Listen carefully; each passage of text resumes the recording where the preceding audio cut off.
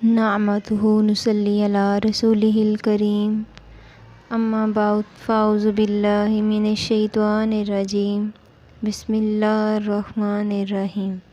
السلام علیکم۔ آج کے دور کی 5 خامیاں۔ آج کے زمانے میں 5 خامیاں عام ہیں۔ پہلی بات کہ ہم علم تو حاصل کر لیتے ہیں، عمل میں اتنی کوشش نہیں کر سکتے۔ جس سے بات کرو وہ کہتا ہے کہ جی مجھے پتہ ہے۔ بھائی جانتے تو سب ہیں، اللہ تعالیٰ تو یہ دیکھتے ہیں کہ مانتے کتنا ہیں۔ دوسری بات کہ ہم اللہ تعالیٰ کی نعمتیں تو مانگتے ہیں، استعمال بھی کرتے ہیں، مگر ان نعمتوں کا شکر ادا نہیں کرتے۔ ہمارے اوپر اللہ تعالیٰ کی ان گنت نعمتیں بھیجتے ہیں۔ اگر تم اللہ تعالیٰ کی نعمتوں کو گننا چاہو تم شمار بھی نہیں کر سکتے، اتنی ان گنت نعمت ہے، مگر ہم اللہ تعالیٰ کا شکر ادا نہیں کرتے۔ کوئی شربت پلا دے تو اس کا بھی شکریہ، اور جو پروردگار دسترخوان پر اتنی نعمتیں کھلاتا ہے، پیٹ بھر کر اٹھنے کے بعد کھانے کی دعا بھی یاد نہیں رہتی۔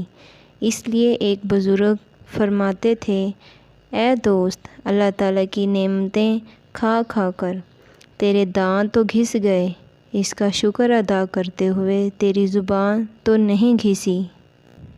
تیسری بات کہ ہم گناہ کر بیٹھتے ہیں مگر استغفار نہیں کرتے۔ بعض تو اس وجہ سے کہ جو سوچتے ہیں کر لیں گے، یعنی نیت ہوتی ہے گناہ چھوڑنے کی، مگر کہتے ہیں ہاں ابھی چھوڑیں گے۔ اے دوست، تیرا توبہ کی امید پر گناہ کرتے رہنا اور زندگی کی امید پر توبہ کی موخر کرتے رہنا تیری عقل کا چراغ گل ہونے کی دلیل ہے۔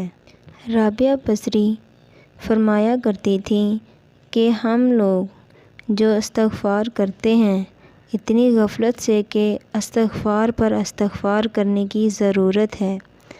بات یہ کہ ہم میت کو تو دفن کرتے ہیں مگر عبرت نہیں پکڑتے۔ ایک صاحب عجیب واقعہ سنانے لگے، کہنے لگے میرے ہمسائے میں ایک صاحب تھے، ان کی وفات ہو گئی تو ہمیں بھی صدمہ ہوا، تو میں نے اپنے گھر میں بچوں کو بتا دیا کہ بھائی اب 1 مہینہ کم سے کم ٹی وی نہیں ہونا چاہیے، کیوں نہ کہ ہمارے سامنے والے پڑوسی سے ہمارا اتنا اچھا تعلق تھا۔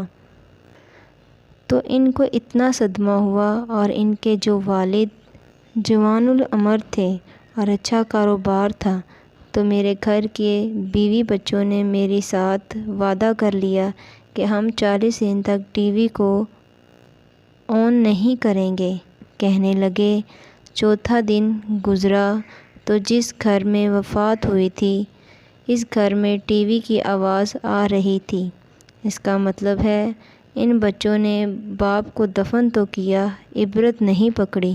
تو ہم میت کو دفن تو کرتے ہیں، عبرت نہیں پکڑتے کہ ہم نے بھی آنا ہے۔ حسن بصری رضی اللہ عنہ کے بارے میں آتا ہے کہ قبرستان جانے کے بعد اس قدر ان پر غم طاری ہوتا تھا کہ کئی مرتبہ جس چارپائی پر مردے کو لے جایا جاتا، اس چارپائی پر ان کو لٹا کر واپس لایا کرتے تھے، ایسی حالت ہو جاتی تھی۔